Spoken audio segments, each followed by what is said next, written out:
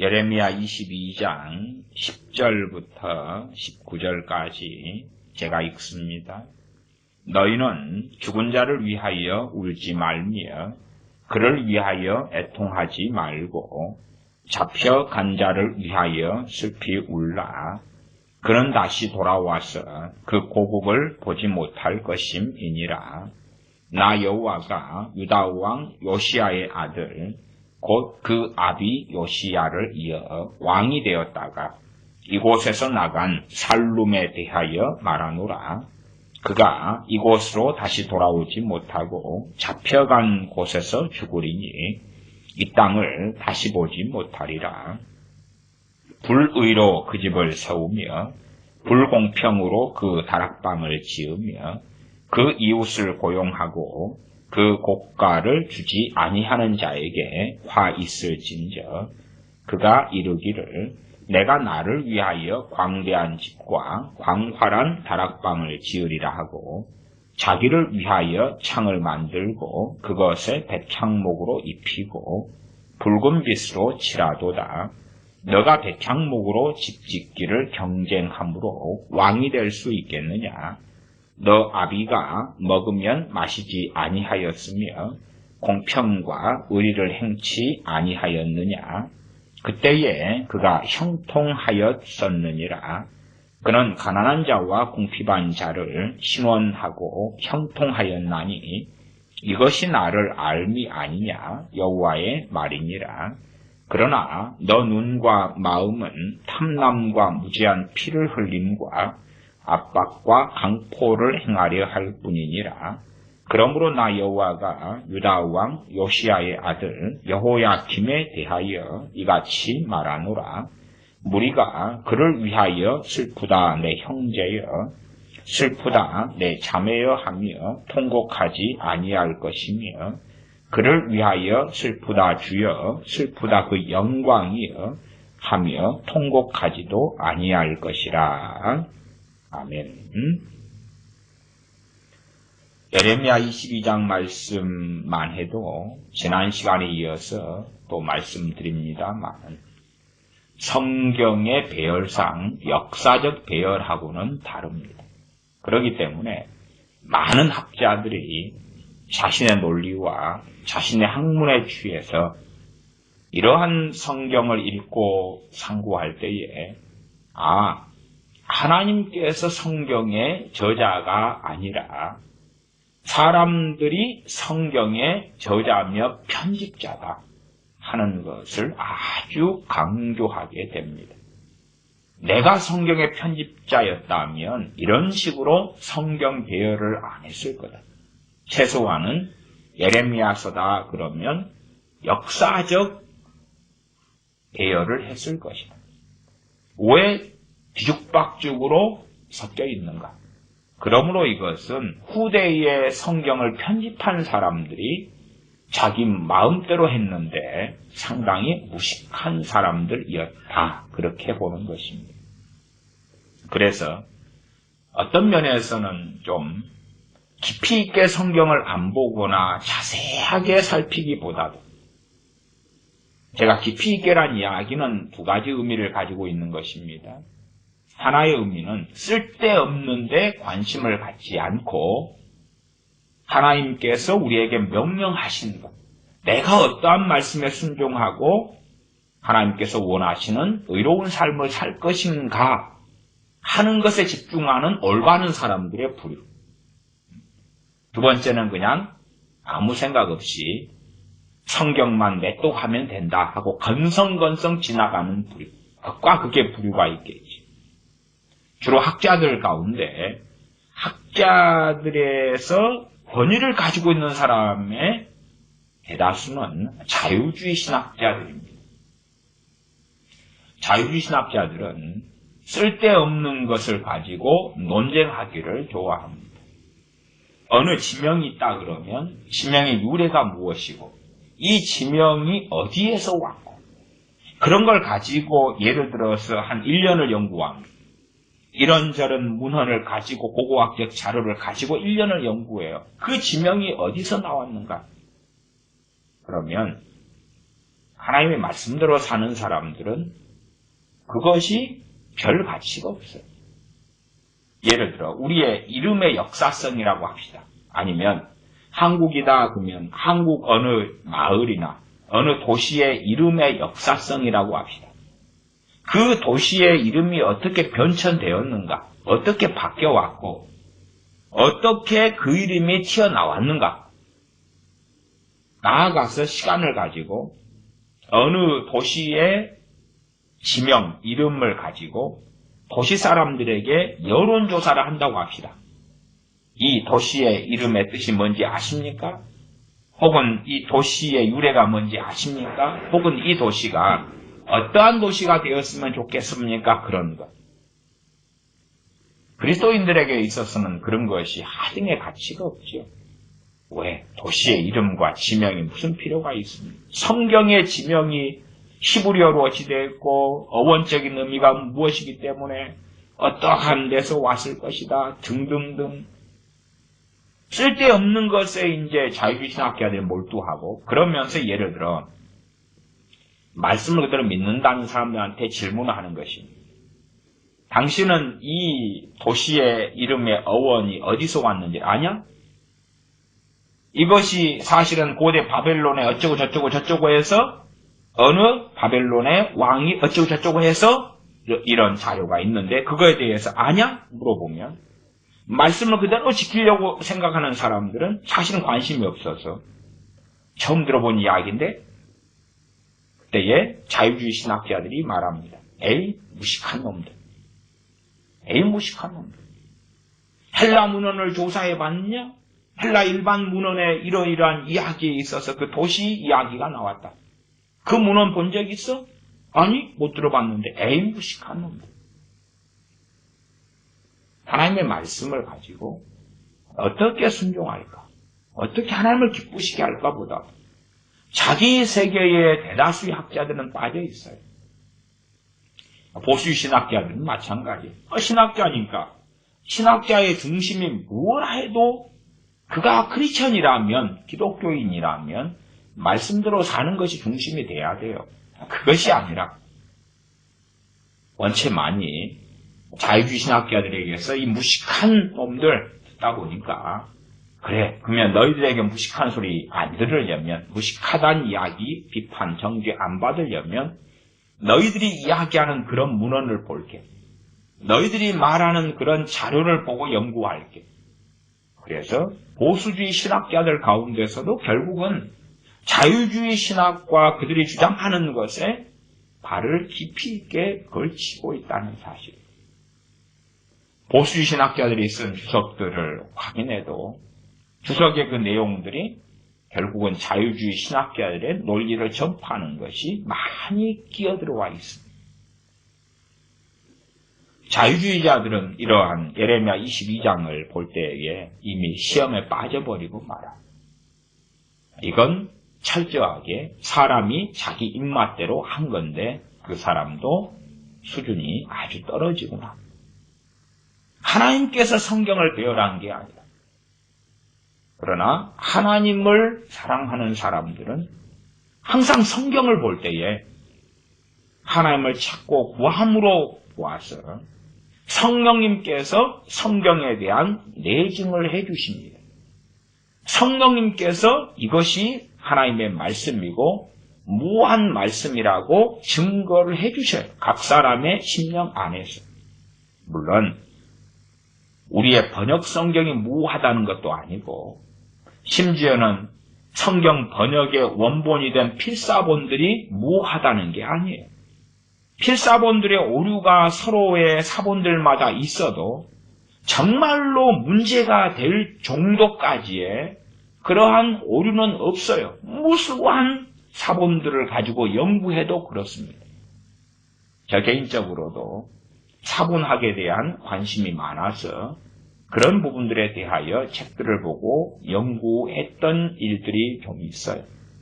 별 문제가 없어요. 사본학에 대하여 제가 이런저런 이러한 사본들을 이야기하고 보편적으로 아는 이제 사회사본에 대한 이야기부터 시작해서 그 다른 사본들 이야기하고 번역본들 이야기하고 라틴어 성경 이야기하고 뭐 이런 여러 것들을 굳이 말씀을 전하는데 이야기할 필요도 자체도 없고 목회적인 필요 때문에 혹은 내 학문적인 소양 때문에 그런 것을 연구한다 할지라도 그런 것을 통하여 증명이 되기 때문에 말씀이 무하다. 그것은 정말 어리석은 사람들입니다. 하나님을 섬기고 사는 사람들은 가장 중요한 것이 말씀에 대해서 가장 중요한 게 성령님의 내증이에요.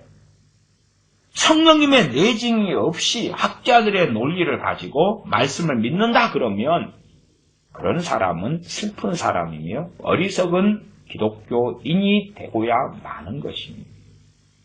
말씀을 우리가 상고하고 읽을 때에 성령님의 내적 확신이 있느냐가 최고 중요한 거예요. 그러나 자기 머리와 자기 지혜를 믿는 학자들은 성경을 보면서 순서가 왜 이리 엉망이야? 순서를 왜 이리 뒤집어 놓았어?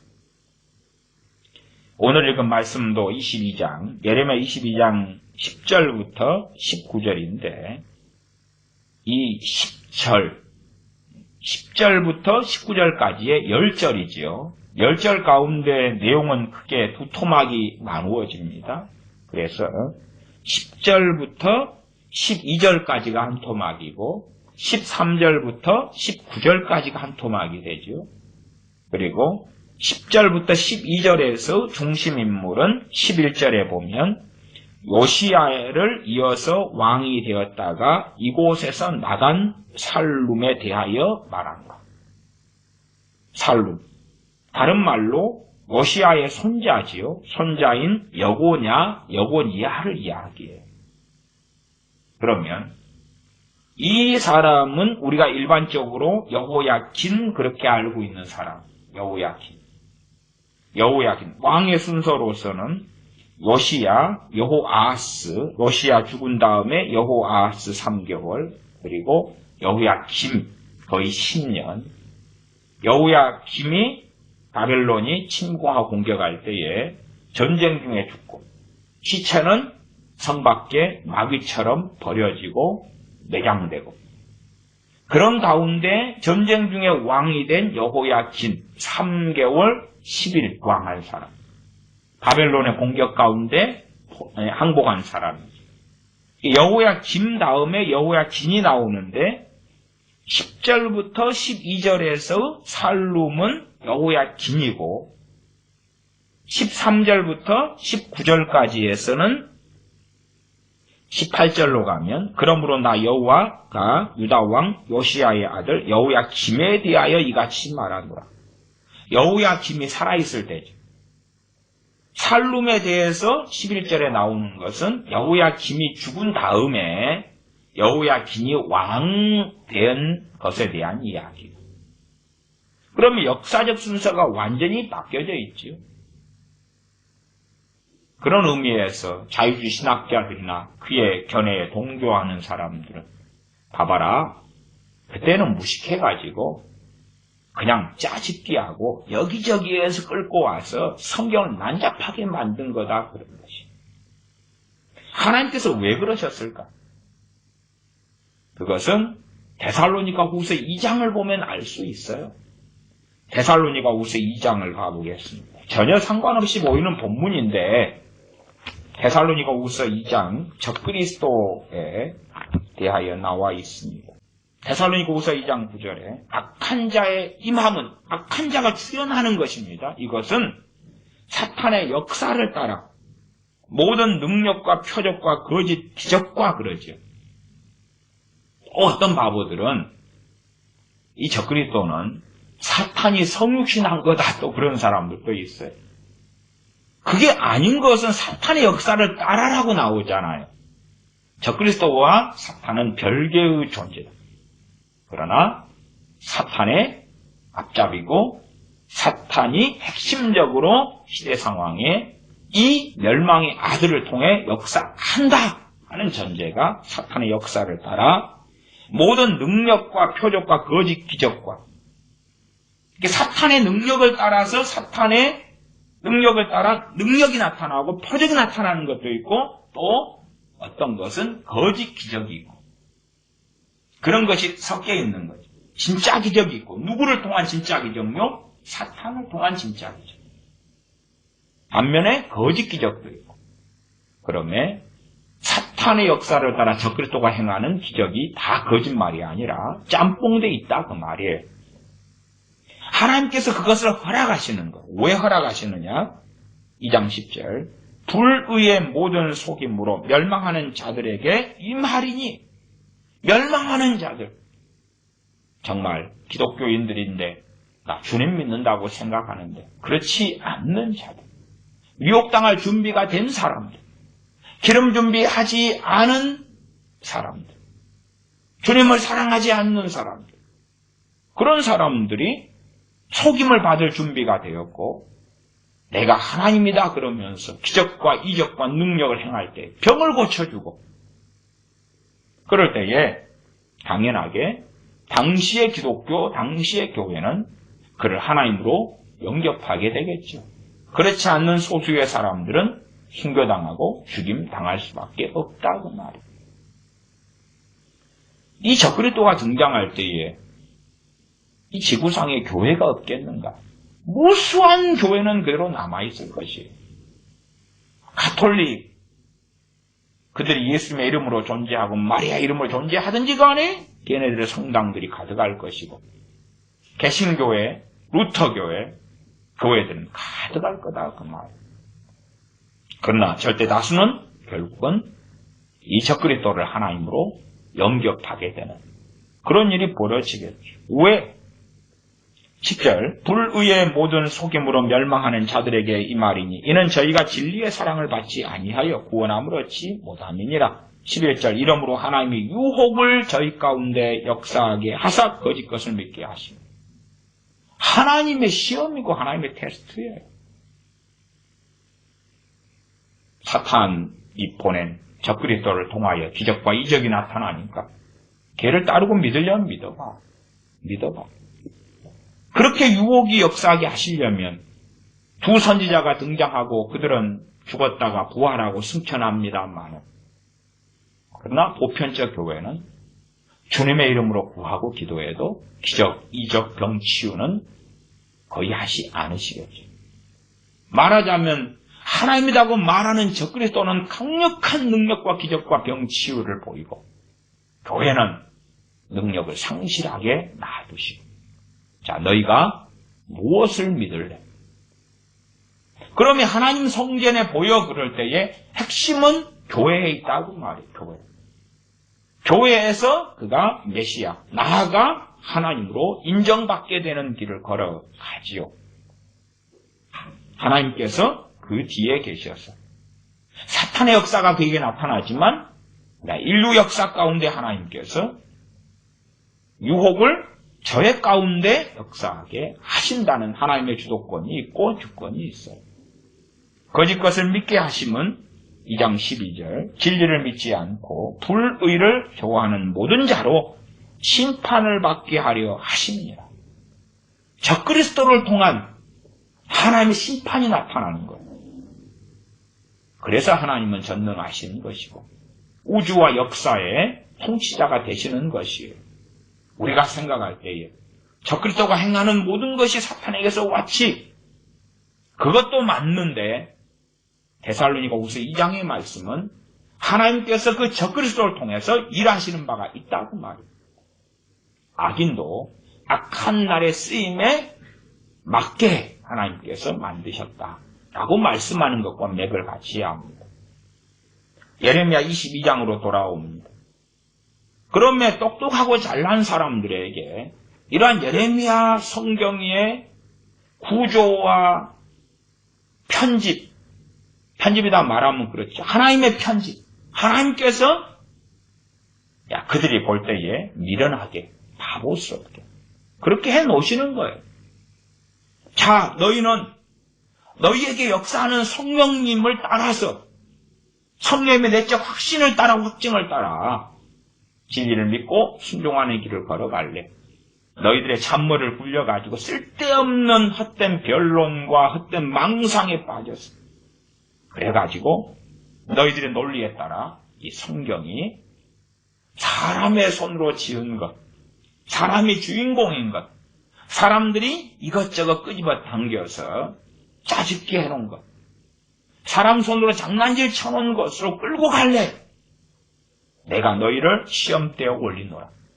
너희가 나를 경외함인지 아니면 하나의 기독교라는 종교를 가진 학문으로 전락시키고 너희들의 밥벌이 수단으로 성경을 전락시키고 너희들의 학자적 명성과 명예를 이용하는 장으로 사용할 것인지 너희의 뱃속을 확인하자.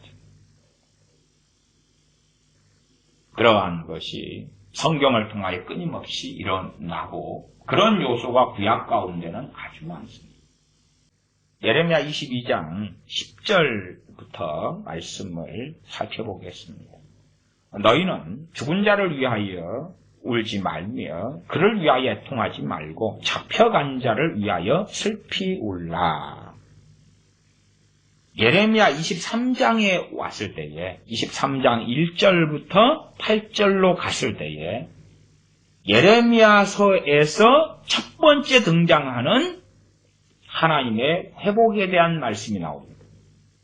그 전에도 회복에 대한 말씀처럼 보이는 구절이 있긴 했습니다만은 그러나 실제 내용은 그것이 아니라 다 진며치는 않겠다는 것이 이번 한 번으로 끝내는 게 아니다. 더 큰 것이 그 다음에, 더 큰 것이 그 다음에 온다의 문맥이고 맥락이었다고 제가 말씀드렸고 23장 1절부터 8절까지에는 메시아 우리 주 예수 그리스도의 초림에 대한 말씀이 나와 있습니다. 그래서 3절, 23장 3절을 미리 보면 내가 내 양무리의 남은 자를 그 몰려갔던 모든 지방에서 모아내어 다시 그 우리로 돌아오게 하리니 그들의 생육이 번성할 것이며 내가 그들을 기르는 목자들을 그들 위에 세우리니 그들이 다시는 두려워하거나 놀라거나 축인하지 아니하리니 여호와의 말이니라. 여기까지는 이제 메시아에 대한 이야기가 아닙니다. 최소한 회복에 대한 이야기. 왜냐하면 23장 4절에 보니까 목자들이 나왔잖아요. 한 목자가 아니고요. 한 목자에 대한 이야기는 따로 또 있죠. 23장 5절로 갔을 때에 나 여호와가 말하노라 보라 때가 이르리니 내가 다윗에게 한 의로운 가지를 일으킬 것이라. 이게 우리 주님에 대한 이야기죠.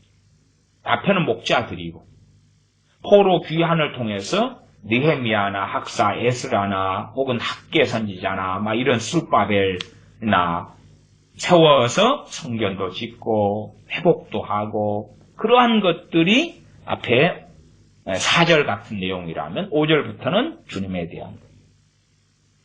6절로 가면 그의 날에 유다는 구원을 얻겠고 이스라엘은 평안히 거할 것이며 그 이름은 여호와 우리의 의라 일컬음을 받으리라.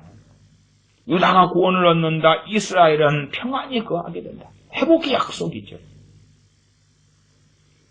그런 말씀이 일단은 23장에가 등장하여 그러나 그런 관점으로만 자꾸 성경을 보면 안 된다고 제가 말씀드렸어요. 성경은 그러한 선입견을 가지고 보는 게 아니라 이러한 23장의 회복의 약속이 있을 때도 과연 그 문맥과 맥락이 정확히 어떻게 되는가 확인해야 돼요. 그리고 22장의 10절에서는 너희는 죽은 자를 위하여 울지 말고 그를 위하여 애통하지 말고 잡혀간 자를 위하여 슬피 울라 이렇게 말씀해요. 그러니까 22장 10절에서는 잡혀간 자가 포로된 자지. 자, 포로 잡혀갔어. 그들을 위하여 위로해줘라. 기뻐해줘라. 포로된 그들 잡혀간 그들은 나중에 돌아올 것이다. 복받을 것이다. 하나님께서 그 땅에 심어주실 것이다. 그게 아니지요. 왜 아니냐 그러면 죽은 자를 위하여 애통하고 우는 것은 성경에 자주 나와 있는 말씀이에요. 그때는 언제 그러느냐? 전도서 등의 말씀에 나와 있는 말씀들의 맥락은 평안할 때입니다. 평안할 때에 내 부모님 돌아가셨어요. 내 친구가 죽었어요. 내 가족이 죽었어요. 내 자식이 죽었어요. 그러면 장례식에 참여해서 우리 누구에게나 이 죽음의 날이 찾아오고 하나님 앞에 설 날이 찾아오고 하나님의 심판대에 서야 될 날이 찾아오는데 우리는 어떤 사람이 되어야 마땅할고 그리고 장례식에서 아는 지인들의 죽음을 통하여 자기의 죽음을 준비하고 자기 삶을 돌아보고 나아가 그 지인을 통하여 하나님께서 내게 준 은혜가 있다면 그 사람을 내 인생에 주신 하나님의 은혜에 감사하고 기뻐하고 때로는 죽은 그 지인에 대하여 내가 가진 앙금과 저주와 미움이 있다면 하나님 앞에서 장례식을 통하여 하나님 앞에서 사람이 아니라 하나님 앞에서 회개하는 시간도 가져야 될 것이고 그런 것들은 평안의 때에 가능했던 거예요. 그러나 이 비참한 바벨론의 침공과 그로 인하여 생기는 비극 속에서는 너희는 죽은 자를 위하여 울지 말며 그를 위하여 애통하지 말아라. 그러는 거예요. 그럴 정신머리 없다. 10절 하반절에 그는 그렇게 나오니까 잡혀간 자 그러면 그 뒤로 가면은 11절에 살룸 그래서 포로에 잡혀간 모든 사람을 이야기하는 게 아니라 일단은 핵심은 22장 1절로 갈 때에 너는 유다왕의 집에 내려가서 거기서 이를 선언하여 하는 말씀들이 모아져 있구나 하는 맥락을 이해하시면 좋겠습니다. 그는 다시 돌아와서 그 고국을 보지 못할 것이다. 누가요? 이 살룸이 여호야긴 왕 52장에 여호야긴 왕의 종말까지가 나와 있습니다. 22장 11절 나 여호와가 유다 왕 요시야의 아들 곧 그 아비 요시야를 이어 왕이 되었다가 이곳에서 나간 살룸에 대하여 말하노라. 그가 이곳으로 다시 돌아오지 못하고 잡혀간 곳에서 죽으리니 이 땅을 다시 보지 못하리라. 그러면 잡혀간 자를 위하여 슬피 울어라. 죽은 자를 위하여 울지 말아라. 그러면 거기에서 한 개인들로 지칭한다면 10절에 죽은 자는 여호야김 왕이 될 것이고 잡혀간 자는 여호야긴 왕 그의 아들로서 전쟁 중에 예루살렘 성이 포위된 중에 왕이 된 사람 그리고 3개월 10일 왕을 하고 항복해서 바벨론으로 잡혀간 사람.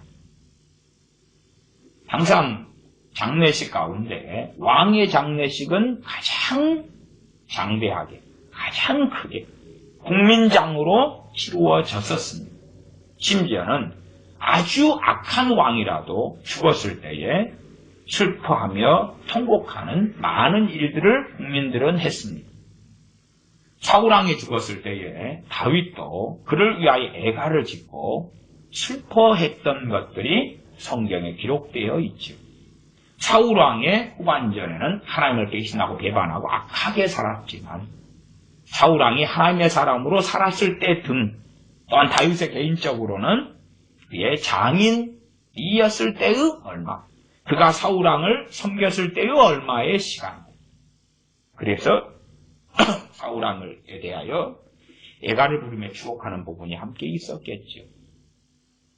너희는 죽은 자를 위하여 울지 말고 누가 죽느냐 이름은 여기서 밝히지 않으나 뒤에 걸로 가면 추론할 수가 있죠. 여호야김 왕이구나.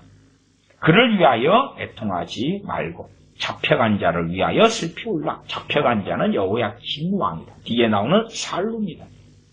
왜 슬피 울어야 되느냐?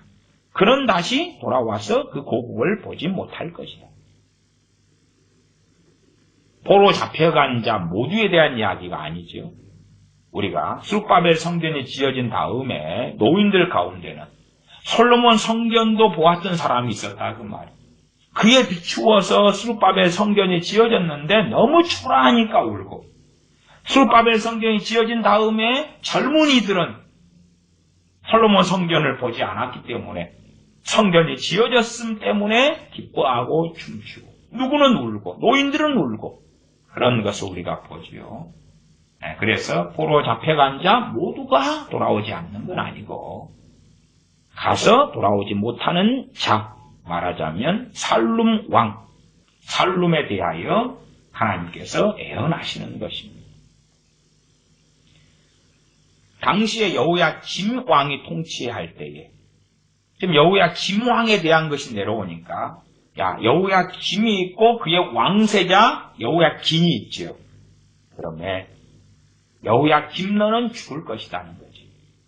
그리고 너의 아들 왕세자가 이어서 왕이 돼가지고 무수히 많은 선지자들과 제사장들이 여호야김 왕을 찬사하고 하나님께서 그를 도와 영광을 받으실 거라 그러고 아주 튼튼한 국가의 기반을 놓으면 왕세자인 그 아들 여호야김이 일어나서 유다 나라를 강대국이 되게 하는데 하나님이 쓰실 거라고 화려한 예언을 했었을 거다 그 말이에요. 그러나 그 살룸이라고 일컬어지는 여호야김은 포로 잡혀가서 다시는 돌아오지 못하고 거기에서 죽는다라고 이미 예언하는 것입니다. 11절 나 여호와가 유다 왕 요시아의 아들 곧 그 아비 요시아를 이어 왕이 되었다가 이곳에서 나간 살룸에 대하여 말하노라. 그러면 이때가 될 때에 이미 지금 어느 와중이나 혹은 이 상황이 끝난 다음에나 어느 시점에 예언되고 말씀했는지는 모르나 11절로 가면 살룸이 포로 잡혀간 다음이구나 하는 것을 이해할 수 있겠지. 이런 부분에서 우리가 좀 문맥상 헷갈리는 부분들이 존재해요. 그래서 제가 자유주의 신학자들에게 주는 하나님의 함정이다. 함정이다. 이 22장 18절로 가면 그러므로 나 여호와가 유다 왕 요시아의 아들 여호야김에게 대하여 이같이 말하노라 그렇게 말하잖아. 그때가 되면 여호야김이 아직 살았네? 10절로 오면 죽은 자, 여호야김인데 죽었다는데. 그래서 어떨 때는요 성경이 어떻게 말씀하냐면 미래의 일인데 되어진 일로 과거형을 쓸 때가 있다 그 말이에요. 그런 의미에서 되어진 다음의 걸로 해석할 여지가 있고, 그렇죠? 다 사건이 벌어진 다음에. 어떨 때는 되기 전에 이미 되어진 일로 하나님이 확정하신 일이기 때문에. 그래서 아직 되지 않은 건데 다 진행되고 된 걸로 선지자를 통하여 하나님 말씀하실 때가 있다 그 말이에요. 그런 것에서 우리가 이런 앞에 아직 되기 전에 이 말씀이 전해졌구나 이렇게 이해할 수도 있고, 혹은 다 이루어진 다음에 말하자면 이 살룸 여호야긴이 포로 잡혀간 다음에 하나님께서 말씀하셨구나 그렇게도 말할 수 있다고 말이에요. 심지어는 이 두 개가 함께 했을 수도 있어요. 여호야긴이 포로 잡혀가기 전에 포로 잡혀가서 거기서 죽을 것이다 하고 선지자를 통해 하나님 말씀하셨고, 그 다음에 잡혀간 다음에 선지자를 통해서 그는 잡혀갔는데 거기에서 돌아오지 못하고 죽을 것이다 말씀했고, 이 두 개가 함께 해가지고 말씀이 기록됐을 수 있다 그 말이에요. 자유주의 신학자들의 경향성일수록 정말 이 말씀의 본 하나님께서 하신 의미가 무엇일까 보다 그들은 자기의 판단과 지혜로 어떻게 여기에 사실과 혹은 성경을 편집한 자들이 추론하고 자기가 생각한 내용을 어디서 짜집게 넣었을까? 진짜 성경은 뭐고 사람이 집어넣은 가짜는 뭘까? 하는 걸 밝혀내려고 애를 쓰고 거기에서 박사학위 논문을 쓰고 거기에서 자기의 책들을 내고 그렇다 그 말이에요. 그러면 그런 것을 우리가 부안해동할 필요는 없습니다. 앞에 말씀된 것일 수도 있고 다 끝난 다음에 된 것일 수도 있고 그 두 개를 함께해서 말씀이 함께 섞어서 기록됐을 수도 있어요. 어쨌든 전체 22장 맥락에서는 최소한 22장을 19절까지의 문맥으로 생각할 때는 18절에 여호야김의 같이 말하노라 그랬으니까 18절 상황에서는 여호야김은 안 죽었을 때죠. 살아있을 때. 10년 통치에 막바지에 왔을 때지요. 그 아들은 아직 왕이 안 되었을 때. 그리고 11절에서는 요시야를 이어 왕이 되었다가, 그리고 과거형으로 이야기하고 있어요. 미래에 되어질 일을 과거로 이야기했는지, 혹은 정말 과거이기 때문에 과거로 했는지 모르나 성경은 상당히 미래 일을 과거로서 선지자를 통하여 확정적이기 때문에 말씀하고, 그걸 통하여 단지 추론을 선지자를 통하여 전파하는 게 아니라 하나님의 주권과 하나님께서 유다의 죄를 통하여 왕들의 죄를 통하여 하시는 심판을 명확하고 명백하게 보이시려고 미래에 대해서 이미 되어진 과거로서 확정적으로 전하신다 그 말. 갈대아 족속이 전쟁하려고 예루살렘을 또한 유다를 공격해서 멸망시키려고 출발하지 않았는데 출발했다 그러고 출발하는 소리가 들려온다 그러고 말발굽 소리가 온다 그러고 그렇게 예언한다 그 말이에요. 그것이 하나님의 주권이며 하나님의 통치하심이며 하나님의 심판이에요. 그래서 제가 항상 말씀드리는 것은 미래는 우리의 것이 아니라 하나님의 것이라고 말씀하시는 거예요. 하나님의 것이다. 누가 어느 도시에 가서 장사하여서 1년 동안 이익을 이렇게 남길 것이다. 그 이익을 남겨가지고 이것도 하고 저것도 하고. 우리 크리스찬은 그러면 안 되는 거죠. 왜? 미래는 우리의 것이 아니에요. 심지어 오늘 밤의 시간도 우리의 것이 아니에요. 오늘 저녁 이렇게 보내고 내일은 또 뭐라고. 물론 우리가 그런 계획은 세울 수 있어요. 그러나 겸비함 가운데 계획을 세워야 하지. 마치 내가 통치자고 내 인생의 주인이고 내 인생을 내가 확정하는 사람인 것처럼 그러한 담대함과 확신을 가지고 행한다면 하나님 앞에서 어리석어지기 쉽다 그 말이에요. 그러면 신약성경에 그런 말씀들이 있는 것이지요. 마치 우리가 내가 계획한 대로 살 수 있는 것처럼. 그러나 한 달 뒤, 두 달 뒤를 계획하지만 하나님께서 오늘 밤 우리에게 오라고 그러시면 너희의 인생을 이제 정리해라고 하시고 하나님 앞에 서게 하신다면 우리가 내일 모레 한 달 뒤를 계획했던 것은 얼마나 부끄럽게 되겠습니까? 야, 저 사람이 하나님의 사람이라고 주장하는데 지 죽을 날도 모르다. 성령님이 오시면 장래일을 알리시리라 했는데 장래일 가운데 중요한 건 내 죽을 날을 알고 준비하는 것 중에 하나죠. 더군다나 나이 드신 사람일수록 내가 죽을 해가 되면 하나님께서 가을 어느 청명한 날에 혹은 내 기도하다 예배드리다가 내가 하나님께서 부르시겠구나 하는 걸 알게 되고 받게 되어야지만이 깨어있는 사람이라 말할 수 있다 그 말이에요. 우리의 미래는 그것이 심지어 5분 뒤의 것이라도 우리의 것이 아니라는 것을 항상 아셔야 돼요. 저녁에 뭘 먹을까 궁리하는 게 잘못이 아니라 가정 주고 나면 저녁에 반찬을 뭐 해먹지 생각해야 되지만 그러나 그럼에도 그 미래는 하나님의 것이라는 것을 항상 기억하고 있어야 됩니다. 하나님께서 그렇게 허락해 주시면 그러면 내 생명을 연장해 주시면 우리가 생각했던 그 저녁에 저녁 반찬을 저녁 외식을 하게 되는 것이고 야, 이 회사에 내가 앞으로 한 10년 정도 더 일할 수 있겠다. 그렇게 생각하지만 그것도 하나님 앞에서 하나님께서 그런 긍휼과 은혜를 주실 때에 혹은 환경과 여건이 변할 때는 그렇게 안 될 거라는 걸 인식하고 아는 가운데 하나님 앞에서 겸비함을 하나님의 사람들은 반드시 가져야 합니다. 22장 11절입니다. 나 여호와가 유다 왕 요시야의 아들 곧 그 아비 요시야를 이어 왕이 되었다가 이곳에서 나간 살룸에 대하여 말하노라. 그가 이곳으로 다시 돌아오지 못하고 잡혀간 곳에서 죽으리니 이 땅을 다시 보지 못하리라. 지금 여호야김에 대하여 22장 18절이 이야기하니까 그 아들 이야기고 아직 아버지가 죽지도 않았고 아들이 왕이 되지도 않았는데 이야기일 수도 있고 혹은 이것을 가운데 그냥 뒤에 한 예언인데 끼어났을 수도 있다 그 말. 그래서 제가 자유주의자들 이야기를 22장 본문에서 꽤 합니다. 학자들 이야기도 하고 그다음에 자 함정 나눴는데 좋지 함정 데살로니가 우서 2장처럼 함정 좀 빠져볼래?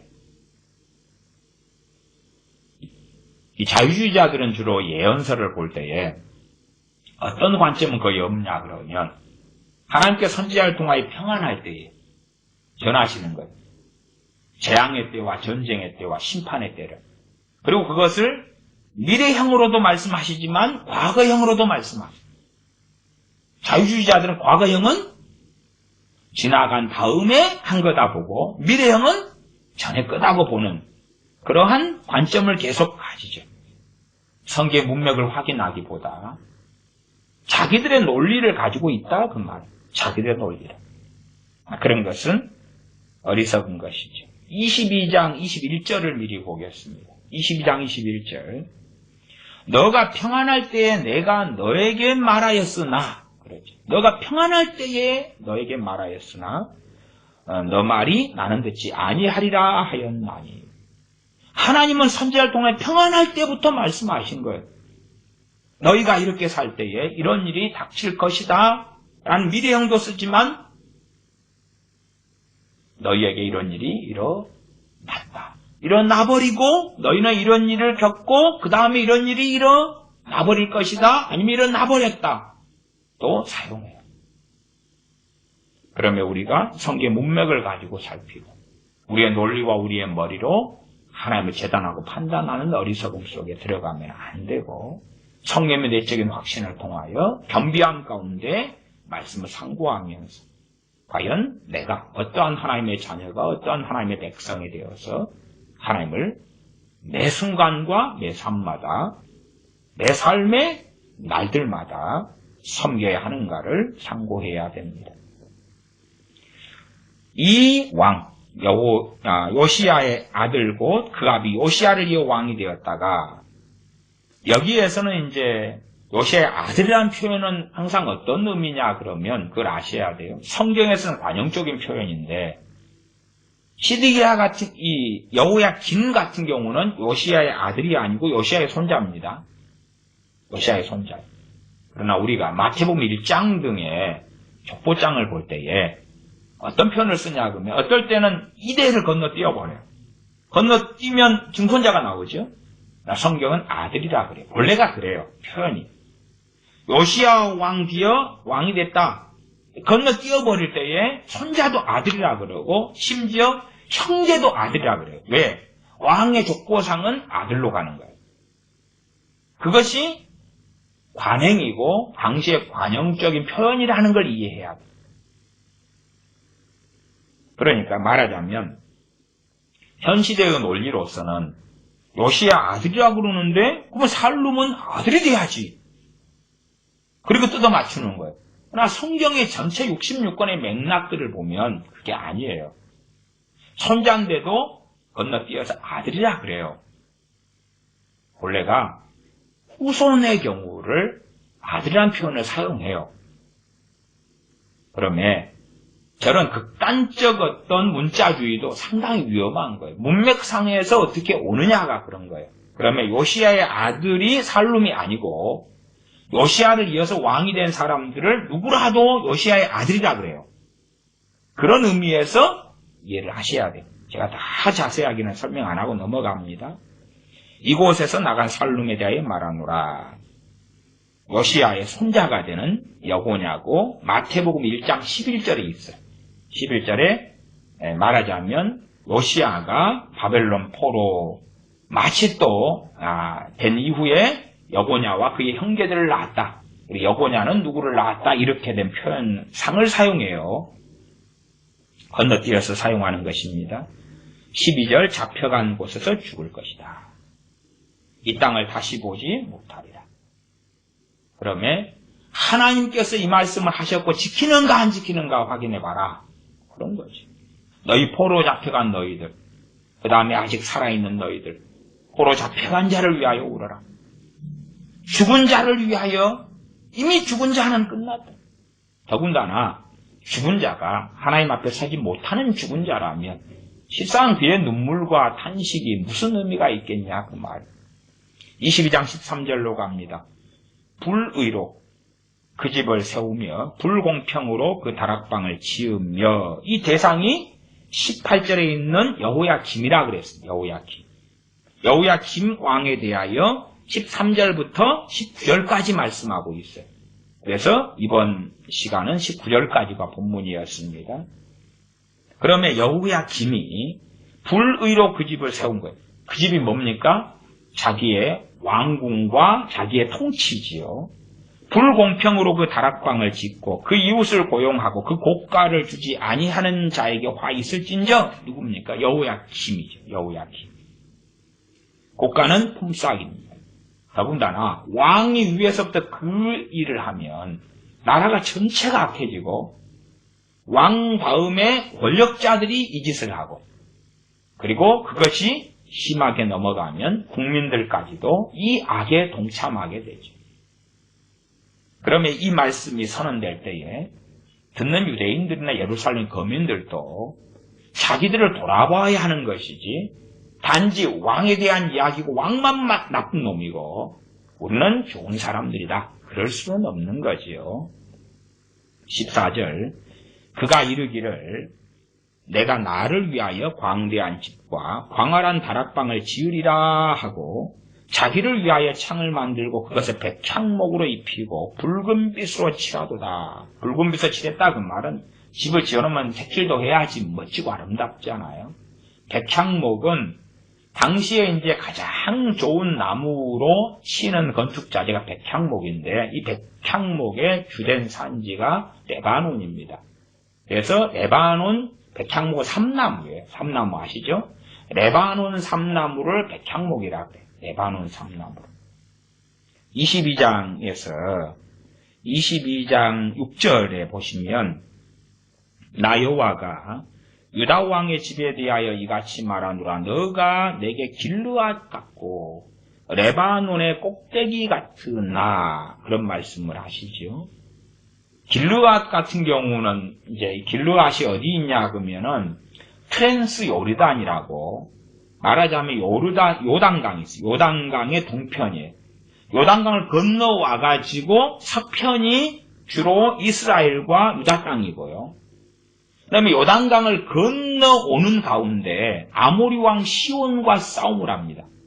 아모리 왕 시온이 하나님께 주신 가나안 땅으로 들어가는데 가로막았거든요. 아모리 족속을 진멸하라. 아모리 왕 시온을 잡아 죽이고 그 땅을 얻어요. 그 땅이 아주 비옥하고 좋은 땅이었어요. 그러면 우리가 잘 기억하는 이스라엘의 두 지파 반이 그 땅을 우리에게 달라 그래요. 그 땅을 달라 그러고 그 땅을 차지하죠. 그러면 그 두 지파 반, 므낫세 반 지파, 므낫세는 절반은 이 요르단 동편에서 땅을 얻고, 그리고 절반은 이제 이 서편에서 얻고, 에브라임 지파, 갓 지파, 므낫세 반 지파, 두 지파 반이에요. 어떤 사람은 므낫세 반 지파 그러니까 그게 또 반 이름이라고 생각하는데, 므낫세의 절반이다 그러면 절반 지파가 여기서.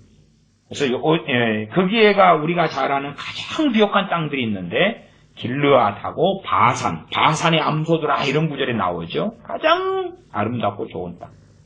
대신에 문제가 요르단 동편에는 이제 아모리는 박살내버렸고, 그러나 거기에가 누가 있냐 그러면 에돔, 모압, 암몬 이런 데가 있다 그 말. 끊임없이 침략을 받아. 예루살렘이 서편에 있으니까 그쪽은 좀 전쟁이 되고 방비가 되는데, 요단강 동편에 있는 그 지역들은 다윗 왕의 통치나 솔로몬 왕의 통치나 이럴 때는 거기를 장악을 하고 차지를 잘해요. 그래서 유다나 이스라엘의 신앙이 무너질 때에 가장 먼저 침략을 받고 비극을 맞이하는 데가 그 트랜스 요르단이라고 하는 길르앗이나 바산 같은 곳이에요. 솔로몬 왕 때는 이 위에 이제 우리가 볼 때에 주로 블레셋 지역이라고 하는 그쪽 좀 위쪽으로 가야 되나요? 전체 길이가 한 130km가 되는데 말하자면 지중해 면에 있는 지중해 접해 있는 바닷가로 길쭉한 지역이 있어요. 그것을 레바논이라 그래요. 그 레바논이 주로 산악지대거든요. 그 산악지대에서 가장 많이 나는 것 중에 하나가 백향목이에요. 백향목. 그 레바논의 백향목을 가져다가 솔로몬 왕이 성전을 짓고 자기 궁전을 짓고 그랬단 말이에요. 그러면 레바논의 백향목을 어떻게 가져올까? 그걸 가지고 가장 화려하고 좋은 집을 짓기를 원하고, 그리고 이 길르앗의 향유들, 향료들, 그 좋은 것, 바산의 소들, 어마어마한 들판과 평원들, 하나님께 축복하실 때는 그걸 다 누렸다고 말이에요.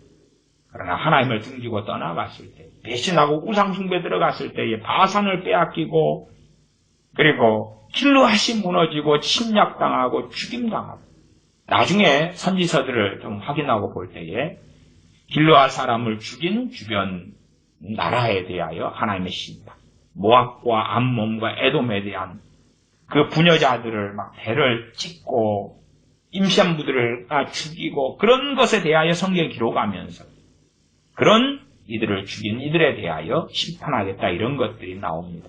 기본적으로 뭐 다 정확히 아실 필요는 없는데 트랜스 요르단이라고 하는 요단강 동편, 요단강 건너기 전에 두 지파 반이 차지했던 길르앗이나 바산의 지역이 있고 너무 풍족했고 좋아가지고 두 지파 반이 요단강 건너서 하나님 땅 준다 그랬는데 아니 아모리를 무너뜨렸고 아모리 왕 시온을 죽였으니까 이걸 우리한테 달라고. 그리고 이제 받았지요.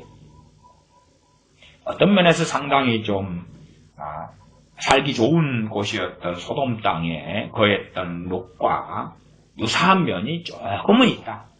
그렇게도 우리가 이해할 수가 있겠습니다. 20장 6절에 너가 내게 길르앗 같고 레바논의 꼭대기 같으나, 그렇게 레바논 이야기가 나오면서 이 레바논에 있는 그러한 백향목으로 왕이 여호야김 왕이 멋지게 자기 궁궐을 치장하고 짓고 확장하고 그렇게 했던 것입니다. 14절로 갑니다. 그것을 백향목으로 입히고 광활한 다락방을 만들고 광대한 집을 만들고, 하나님께서 여호야김을 보실 때에 그의 목소리와 말을 듣는 거죠. 그는 누구를 위해서요? 이 14절에 내가 나를 위하여 그런 거예요. 하나님의 말씀이 아니고 하나님께서 여호야김을 보실 때 여호야김의 이야기가 이렇다 내가 들었다 그런 거죠. 여호야김이 내가 나를 위하여 광대한 집과 광활한 다락방을 지으리라. 교회 가는 거. 인생이 누구 것인데? 누굴 위하여 살아야 하는데? 왕이니까 돈이 있고 권력이 있고 재산이 있고 부족한 것은 세금으로 강탈하고 빼앗고, 그렇게 해서 나는 위대한 인생과 삶을 살 수 있으리라. 멋진 걸 더 누리고 더 마시고. 하나님께서 바벨론을 침공할 때 전쟁 중에 죽여버리신다. 그러면 이 사람이 바로 22장 10절에 있는 죽은 자인 거예요. 죽은 자.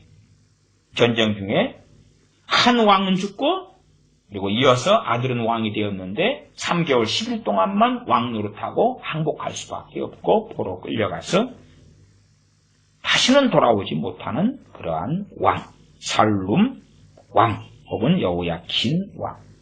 15절 너가 백향목으로 집 짓기를 경쟁함으로 왕이 될 수 있겠느냐? 너 아비가 먹으면, 아비는 누굽니까? 요시야 왕입니다. 요시야. 너 아비가 먹으며 마시지 아니하였으며 너 아비도 잘 먹었다 잘 마셨다. 공평과 의리를 행치 아니하였느냐? 그때에 그가 형통하였었느니라. 너 아비도 먹고 마셨는데 너가 먹고 마신 거하고 틀리잖아. 너 아비도 너처럼 말하자면 백향목으로 집을 짓고 그걸 잘했어. 그것은 그가 하나님 앞에서 공평과 의리, 그건 의지요, 의를 행했다. 그러니까 하나님이 형통케 하셔서 한 거고, 너는 지금 나 여호와와 아무 상관없는 삶을 살면서 그러면서 형통함 속에서가 아니라 욕심과 탐욕과 악함 속에서 비슷한 일을 하고 있습니다. 믿는 사람들도 다 먹거나 마십니다. 그렇기 때문에 고린도전서 10장 31절 말씀에 먹든지 마시든지 무엇을 하든지 하나님의 영광을 위해서 하라 그러지. 나 믿는 사람이기 때문에 금욕주의야. 나 예수님 믿기 때문에 나는 집을 안 지어. 그런 게 아니라고 말이에요. 요시야 왕, 아버지 왕에 대한 이야기를 하시는 거예요. 아버지 왕이 통치했고 다스렸고 하나님 앞에 살았을 때하고 지금 너하고는 모양은 비슷하게 보이는데 전혀 틀려요. 너는 너 아버지 행사를 하고 있지 않다. 물론 요시야 왕이 완벽하게 하나님 앞에 산 건 아닙니다. 후대에는 꽤 안 좋은 삶을 살았습니다만 그럼에도 전반적으로 종교 개혁을 하며 하나님 앞에 살았던 왕이 요시야 왕 아닙니까? 너가 백향목으로 집 짓기를 경쟁함으로 왕이 될 수 있겠느냐? 항상 어느 곳에서든지 이런 일이 있지요. 어느 A라는 교회 목사님이 은퇴한 다음에 담임 목사로 오면은 앞에 은퇴한 목사님보다 더 큰 업적을 쌓으리라. 그런 양상처럼 또한 어떤 사람이 나라의 대통령이 되거나 수상이 됐으면 나는 더 큰 업적을 쌓고 심지어 더 큰 업적을 쌓으려면 흑색 선전을 해서 앞에 했던 대통령이 했던 건 다 잘못된 것이야. 나는 그걸 다 뒤엎어버리겠어. 그러면서 업적을 쌓는 그런 악한 자들도 존재하지요. 백향목으로 집 짓기를 경쟁한다. 왕이 누가 경쟁하겠어요? 지 아버지가 경쟁하지. 죽은 아버지. 아버지는 이렇게 했으니까 나는 더 위대한 왕이니까 더 크게 더 아름답게 왕이 될 수 있겠느냐? 그런다 해서 너가 왕이냐? 그런다 해서 내가 인정하는 왕이 될 것 같아. 너 아비가 먹으며 마시지 아니하였으며 공평과 의리를 행치 아니하였느냐? 그때에 그가 형통하였었느니라.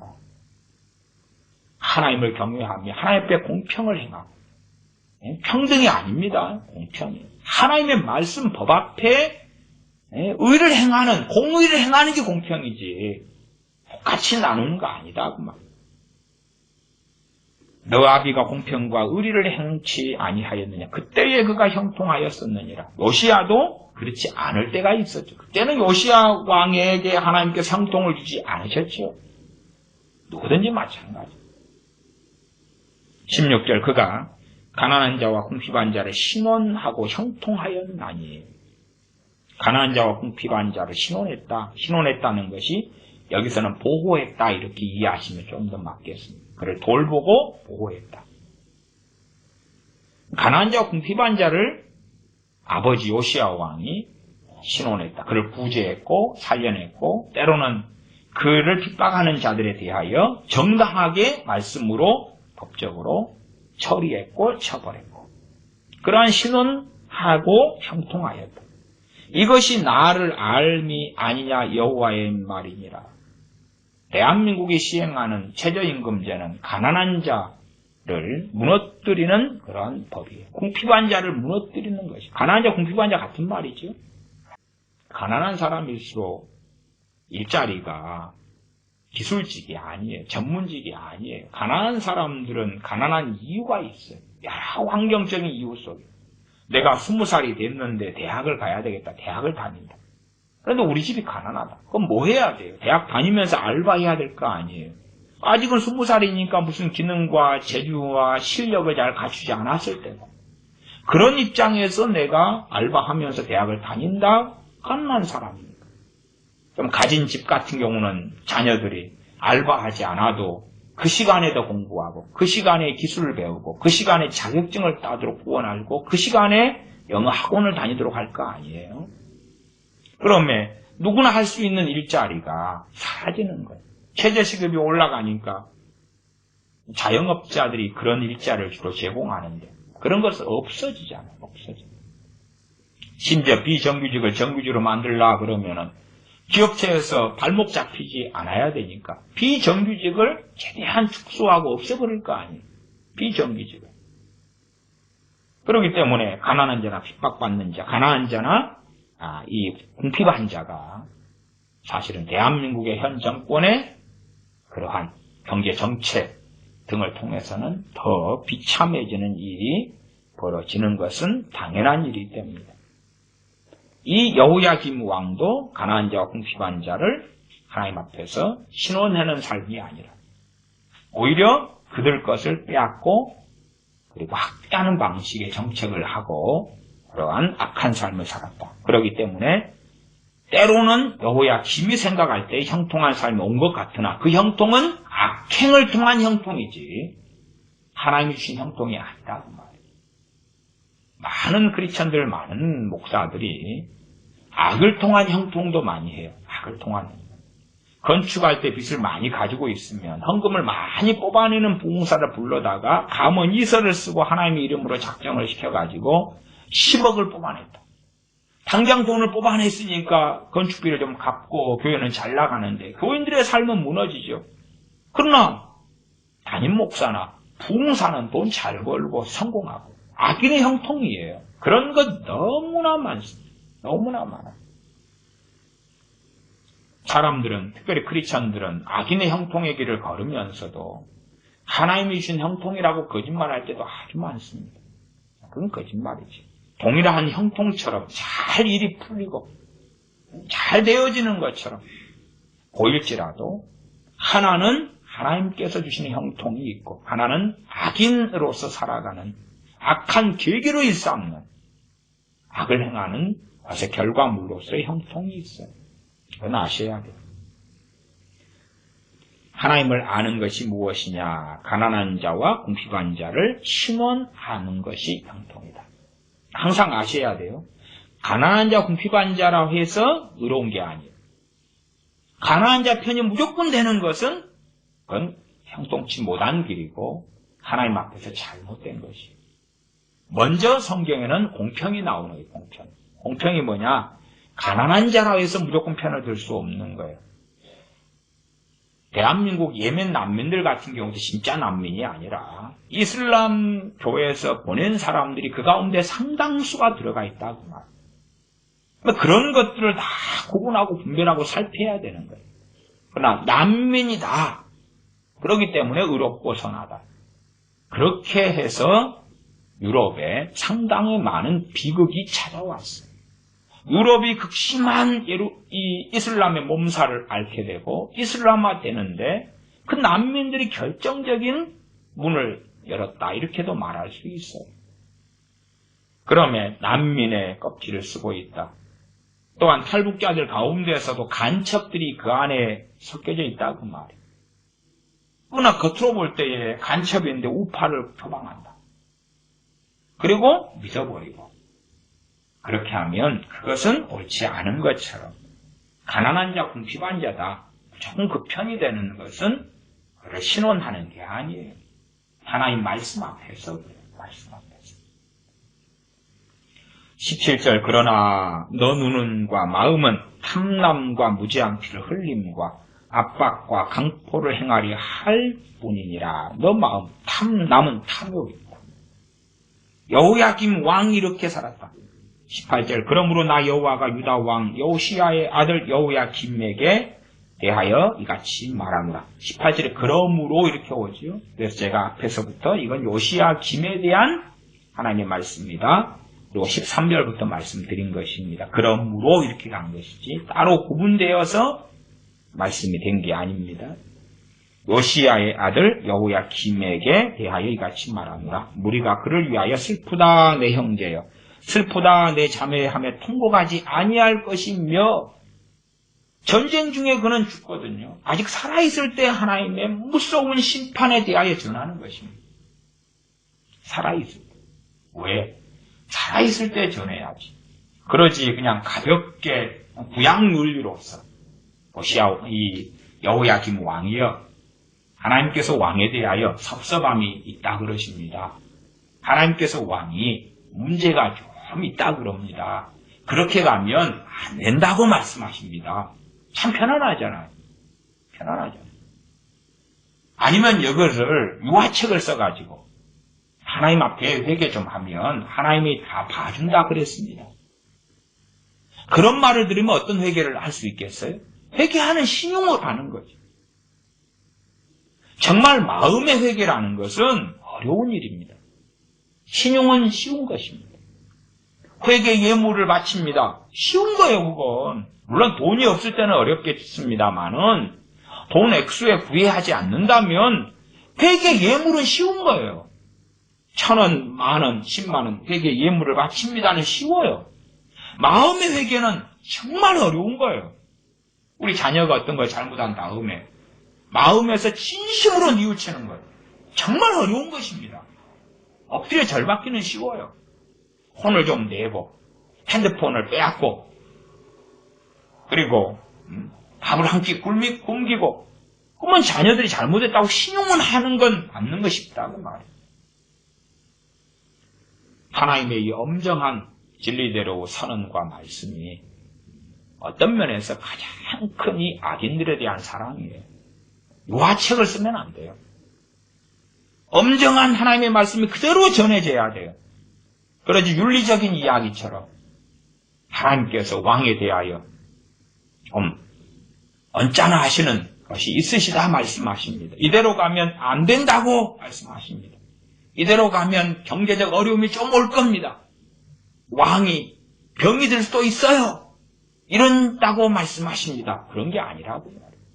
정말로 엄정하고 정확하게 말씀하시잖아요. 18, 19절까지 제가 다시 읽겠습니다. 그러므로 나 여호와가 유다 왕 요시야의 아들 여호야김에게 대하여 이같이 말하노라. 무리가 그를 위하여 슬프다 내 형제여 슬프다 내 자매여 하며 통곡하지 아니할 것이며 그를 위하여 슬프다 주여 슬프다 그 영광이여 하며 통곡하지도 아니할 것이라. 그가 끌려 예루살렘 문 밖에 던지우고 나귀같이 매장함을 당하리라. 끌려 살아있을 때 끌고 가가지고 그런 게 아니고 죽은 시체에 대하여 야기하는 것입니다. 죽어가지고 시체를 끌고 가는 거예요. 평안할 때가 아니고 바벨론은 침공해서 전쟁 중이에요. 그러면 시체를 끌고 가는 거예요. 왕 대접 못 받아요. 왕이면 좋은 관을 만들고 백창목으로 관을 만들어가지고 관을 짊어지고 우리 왕께서 돌아가셨다고 울고 한 10일씩 20일씩 장례식 치르고 소위 말하면 왕 족들이 묻히는 왕들이 묻히는 무덤으로 가서 또 며칠 또 보내고 그런 건 못한다고 말이에요. 하나님의 심판을 선고해요. 여호야김 왕이 살아있을 때 어떻게 죽게 되고 그 시체가 끌려나가는 것까지도 하나님께서 정해버리시는 거예요. 이게 하나님의 주권과 하나님의 통치와 하나님의 심판입니다. 그가 끌려 예루살렘 문 밖에 던져. 그 다음에 이제 나귀같이 매장함을 당하리라. 나귀가 죽었다고 칩시다. 죽은 나귀를 어떻게 묻어야죠. 살아있는 나귀는 이제 먹으려고 잡을 때 말고 보통 평안할 때 나귀가 죽을 때 이야기하는 거예요. 늙어서 주로 죽을 거 아니에요. 그러면 대강 파가지고 이제 묻어버리는 거예요. 우리가 키우던 고양이나 개 같은 것, 개는 요즘에 정성들은 묻나요? 그렇게 짐승 죽었을 때에 묻는 거예요. 그렇게 묻는 것처럼 나귀같이 매장함을 당하리라. 짐승 죽어서 묻는 것처럼 우리가 어디에 묻었다. 늙은 나귀 죽었는데 비석을 놔두고 표시하고 찾아가고 안 하잖아요. 그런 것처럼 그렇게 되니까 요시야 왕 여호야김 왕이 죽은 다음에 이렇게 나귀처럼 묻혔는데 어디에 묻었지? 이 왕 시체가 어디에 있고 어디에 무덤이 있어? 나중에 소위 선산에 모셔야 되겠다. 그런 게 어디 있겠어요? 살아있을 때 하나님의 엄정한 심판과 진노의 말씀이 이렇게 주어져요. 전에 히스기야 왕에 대해서도 너가 죽고 다시 살지 못하리라. 그랬을 때 히스기야 왕은 하나님 앞에 엎드려서 벽 앞에 두고 하나님 앞에 엎드리고 울고 통곡하면서 회개하지. 하나님의 그 엄정한 말씀, 그러므로 뜻을 돌이키죠. 하나님께 뜻을 돌이키셔요. 히스기야 왕의 그 회개를 눈물을 보시고 엄정하게 이렇게 말씀하셔요. 그러나 여호야김 왕은 돌이키는 삶을 살지 않아요. 그리고 그대로 이루어집니다. 그대로. 예레미야 22장 10절부터 19절까지 두 왕에 대한 말씀이 나와 있어요. 두 왕에 대한 이야기. 이 두 왕이 통치했을 때에 한 사람은 한 10여 년, 한 사람은 석 달 열흘입니다만은 백성들은 그 길을 따라가지. 왕을 하나님이 심판하시는 하나님.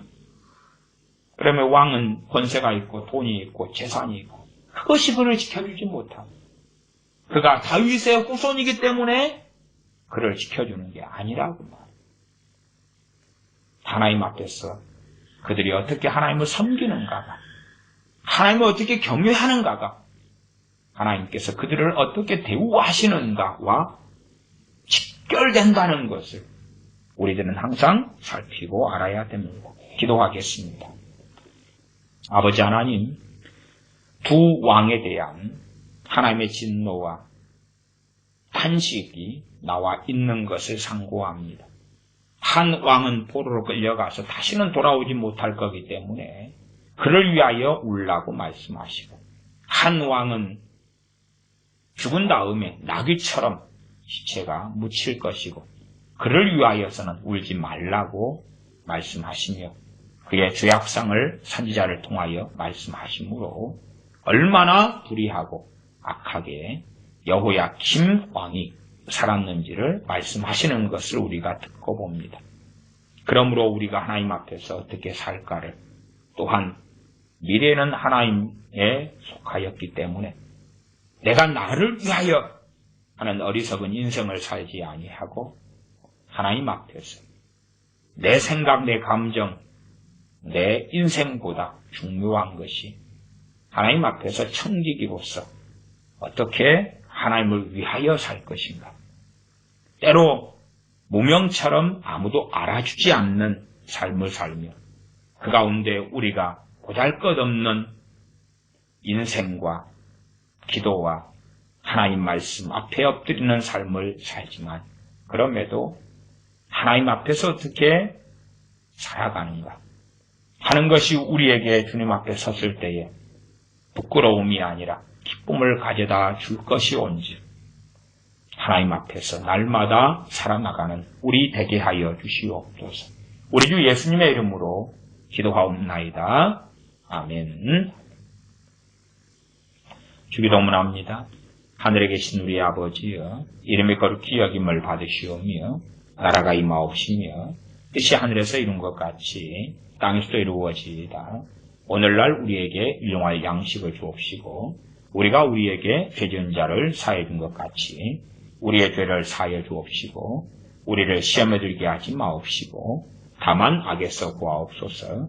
대개 나라와 권세와 영광이 아버지께 영원히 있사옵나이다. 아멘.